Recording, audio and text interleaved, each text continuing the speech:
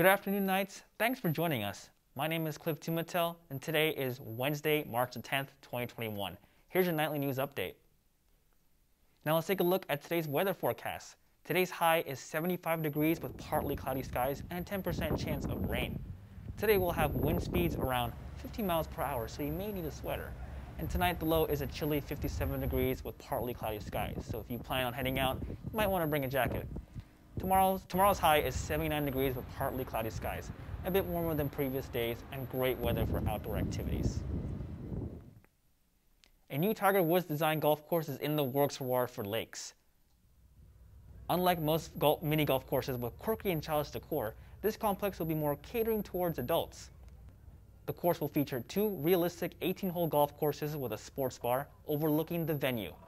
Lachelle Deputy is a UCF student, and she says the upgrade to Waterford Lakes will help students regain their social lives once the pandemic starts to settle. Every day. Like, I can guarantee, other students will be like, well, it's new, so let's go check it out and see what it is.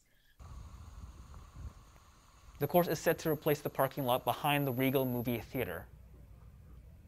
The course is planned to open later this year, but it's unclear if the pandemic has affected those plans. And for more details, visit the Waterford Lakes website. In international news, Myanmar protesters are getting permanent tattoos to protest the civil disobedience movement. These tattoos depict the famous gesture from the movie The Hunger Games. Protesters are using this gesture to resemble their demand for freedom. In recent weeks, the military and police have stepped up their crackdown on protesters in cities and all over the country.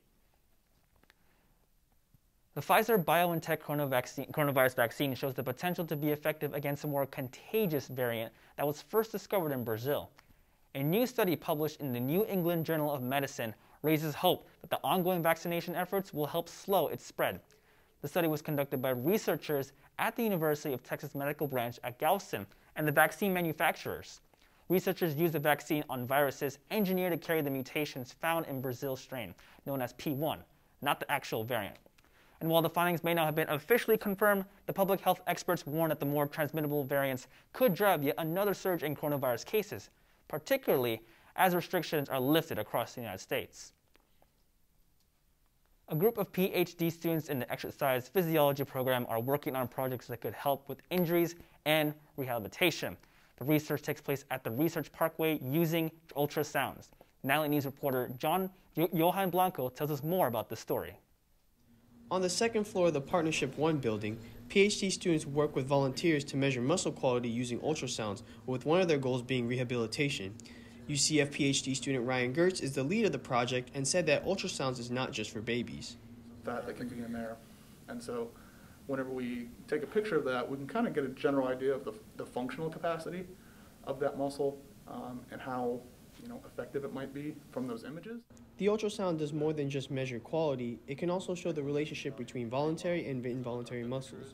Along with the ultrasound project, Gertz and other PhD students are working on other research that could help with rehabilitation, specifically brain and muscle stimulation.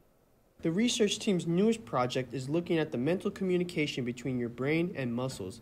This includes testing for contractions and strain. UCF alumni Michael Passy has torn his ACL twice before and said he supports the study.